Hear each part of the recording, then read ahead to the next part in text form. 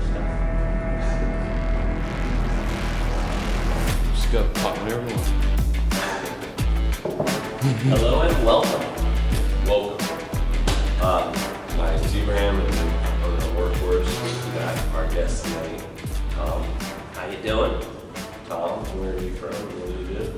Originally from Pennsylvania, moved down here to South Carolina. I'm a structural chiropractor here in Columbia, and I've been here now 10 years. Almost 10 years, I guess. It's a long time. Long time. Getting used to it. Well, the big talk that we're going to have today is just trying to figure out more of. We're going to start off with learning about back injuries, why they happen. You know, why is it? Does it feel like it's more common here in the United States than it is in most places? And you would know best, so why don't you Yeah. start off? I would say, fundamentally when we work with patients, we see, of course, a lot of back and neck pain that comes into the clinic. And, looking at our country, we're not focused too much on movement and structure. And so for us, structure determines function and function determines health. And so since we have a lot of desk jobs, we have a lot of people that just aren't out, walking, a lot of people that drive a lot, it sets them up for not utilizing a lot of the muscles that would stabilize the spine. Yeah. And so gravity is our biggest obstacle. All day, every day, if we're stuck in a position of just terrible structure, and then we go to try to move or do anything, the risk of injury just goes through the roof. And I would say nowadays, it's not so much the car accidents, the major traumas, the falls, things like that are coming in. It's more, I work at a desk 8 hours a day, and I tried to do my laundry, and now all of a sudden my back is killing me. Yeah. Yeah, no. That makes a lot of sense. Like, I feel like, we rarely have injuries here at the gym. When it is, it's usually like sprained ankle or something like that. But a lot of times people will come in and it's just something that gradually increases over time. And then, talking with them more, it's like, well, I just sit all the time at the desk. I remember there's someone that they started having neck and elbow pain, and they just had a child and they hold it in one arm. Right. It's really painful. They don't think about putting it on the other side. Yeah, and so, I mean, what do you think? What do you think for us? Because I don't think we're ever going to give up phones. We're not going to give up driving. So, what do you kind of go into, and how can someone at home prevent any of these things from happening? Yeah. Or if it happens, what should they do?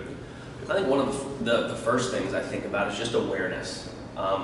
Even myself, knowing as much as I do about the spine, I don't sit perfectly all day, and even when working out, I know there's certain things I need to do, and sometimes just in the moment I'm not biomechanically correct. So just being aware of, hey, I've been on the computer for an hour like this, just hitting the reset button, just lifting your head up, getting motion restored back in the spine. As silly as it sounds, like we have all our patients move before we adjust them, or maybe that doesn't sound silly to you guys, but in general, we don't just have somebody walk in stiff as a board, lay down and start working on them. And so when you just think of just moving and flexing every single joint in the spine, forward, backward, side to side, and twisting it, it just gets things flowing. And since gravity, again, is pulling everything down, the people forget about, I guess, with the spine is that it is a pump to get fluid back up to the brain. So once people are just aware of, I've been in a crappy position for a long period of time, what can I do to just get back to normal, ideal position? So there's nothing magical about hey, if I've been on my phone like this for, even 15 minutes, then taking my head the other direction just to kind of get it used to this other, integrating in this side of the muscles of my neck, it goes a long way.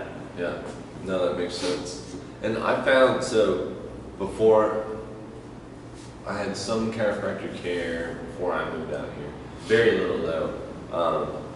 And then it was about a year without it. But once I came out here and started coming to you guys, you can start to feel like when you've been in a bad position for a long time. You know what I mean? I'm pretty sure, I don't ever recollect having a time where I remember like being like, if I played video games for like 5 Right. hours, right? Where I would get up and I'd be like, okay, you know, but now if I'm playing on, I feel it. I feel it getting tight. I'm feeling things, and then so I try to move around, do some stretching, massaging. And do you feel like people that come in and they have care for a little bit, they just get more body awareness? Yes. It's kind of like they have the unconscious, don't know about it sort of thing. Then we bring it to their attention through first postural analysis. It's one of those simple things that we do. Range of motion, just kind of testing to see how far they can move their spine, and every joint for that matter. And then x-rays. X-rays take the guesswork out, and for us, we decided or made a decision to show patients so that they can literally see, hey, if your spine's supposed to be straight and they can see crooked, bones, you don't have to be a doctor to detect, all right, yeah, I sit in my car and lean against the what's this thing called? The armrest. It's a great name for it. I lean against my armrest like this all the time, and then to them they start thinking, that makes sense, I have a curve or a high hip on one side. Or for men, I sit on a wall, or as you mentioned, carrying a kid or carrying a purse.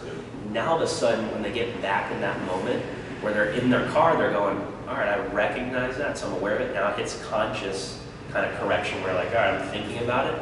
And then it goes back to unconscious correction, which that's our hope, and like what you were describing, where you start to feel it and your body starts to self-correct. It goes, all right, I don't like that, I want to get back to an efficient position. Yeah. And in all reality, that's what the body is striving for and everything, efficiency. It never, like when you think of even weight, like do you think the body ever wants to carry around 50 extra pounds? It just doesn't make it efficient. Yeah. And if it is carrying around 50 extra pounds, it distributes it in a way and where sometimes, based on different toxicities and different things, it'll put it in certain positions. But then your structure, your spine has to compensate, and now you're stimulating muscles all day. Like, it's beating the horse at the end of the race where it doesn't have much else to give. But another, I guess, interesting fact along that line is postural muscles, unlike biceps, you work them out and you can work them out to a point where it's like, I can't move my arm. They can fatigue that way. Your postural muscles, when they get tired, they spasm, they tighten. So if they fatigue where we just couldn't move them, we would collapse. Yeah. So their default, in a sense, is tightness. So somebody who walks around, and you guys do a great job with mobility stuff, and they come in and they're tight, their hips tight, their hip flexors are tight. If you don't open that up, right, and change that position, then all of a sudden it becomes a chronic, big-time issue. Yeah. And it's because of overuse in that position. Sitting, just keeping the hip flexors engaged all day, they're going to, of course, tighten. Yeah. They're tired. And that's one of the big things that I found. I talked about this when I came into the mobility class at your guys' place. Yeah. Is that I've worked with a lot of people that have had injuries, right? And their doctor has told them, and not that arthritis is, this is a really common one I like to use, but people say, oh, I got arthritis, right? And it's because their doctor has no idea what's going on. Right. They just have a pain, right? And so then they are like, okay, well, you have arthritis. That's your issue. Morel was a member of our gym, or is a member of our gym, and he came to me and told me he had arthritis in his big toe. Well, he had pain for over a year. All we did, I was like, let me work on you. I worked on his calf for like 3 minutes, and it was the first time it was without pain.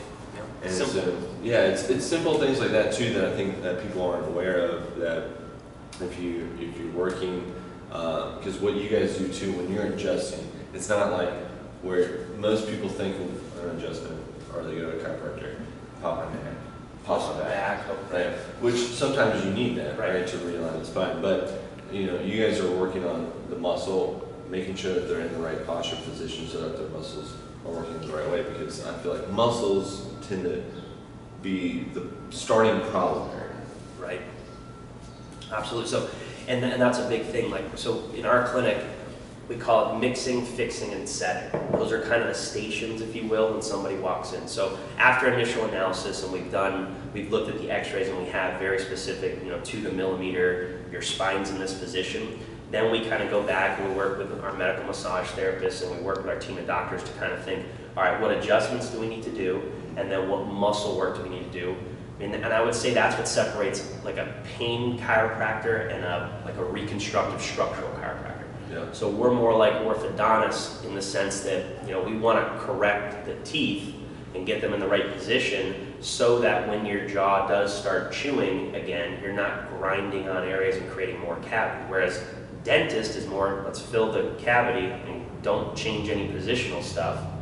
So when we change the positional stuff in the spine, we mix it in the sense of mobility, just motion, and then we do some traction before an adjustment. So that's mixing. And then we fix with the adjustment. So we're actually moving the bones, correcting the soft tissue that's kind of going with that.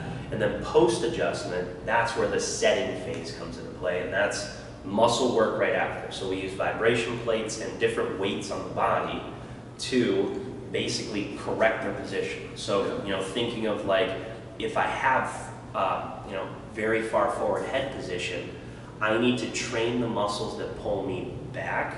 Because otherwise, if I get, you know, I can get my neck adjusted, but if I don't change my head position and these muscles don't get engaged, then at the end of the day, they just keep getting adjusted and nothing changes. So it's the expensive aspirin. You know, you feel a little bit better, come back when it hurts. Whereas when we can adjust it, set it in position, and now I'll train it back into position, now all of a sudden we don't need to see them as often, and they're actually reconstructing their spine. Yeah. So using weights in mirror image style, so it would always confuse me, like you put a weight on the forehead, and people would think, well, that pulls the head further forward. And it can if there's stability stuff, but we test that. But really what it does, it makes the spine react and cinch it back. Just like a book bag, you put it on your back, you go away from the weight, you don't just fall backwards. So head weight here brings the head backwards. Yeah, that makes sense. But no, what I also like too, and I think this one really helped me out. So, because I had a really straight neck when first started, was the home stuff that you gave. Right. Because like it's small, 5-10 minutes, and then some things to sleep on, and that's what made a big, I think, difference in my neck too. Especially the thing that you guys give is sleep on my neck, and that's when I started. I feel like I got a lot more body awareness. And that's a great point. Like when you think of our bodies, we brush our teeth, and it's the only parts of our body that we do preventative work on.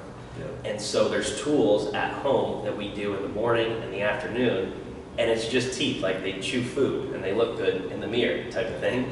But the rest of our body parts, for some reason, we just think we can do nothing for them and they're just going to be fine.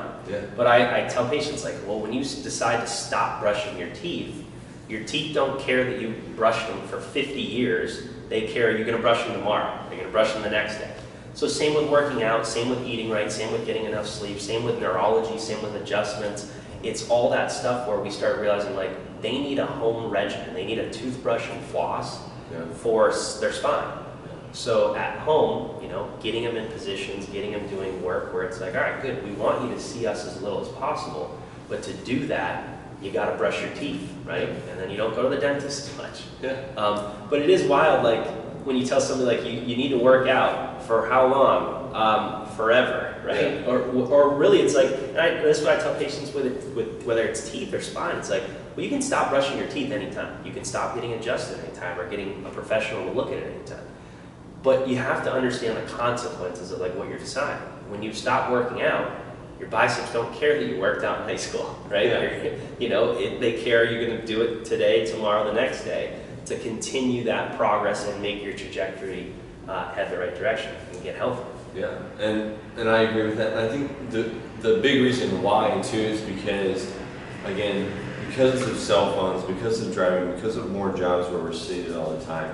Again, we're getting, like 100 years ago, there was a lot more farmers, we're moving around, we didn't drive cars all the time, do you know what I mean? So there was more movement in our head, right?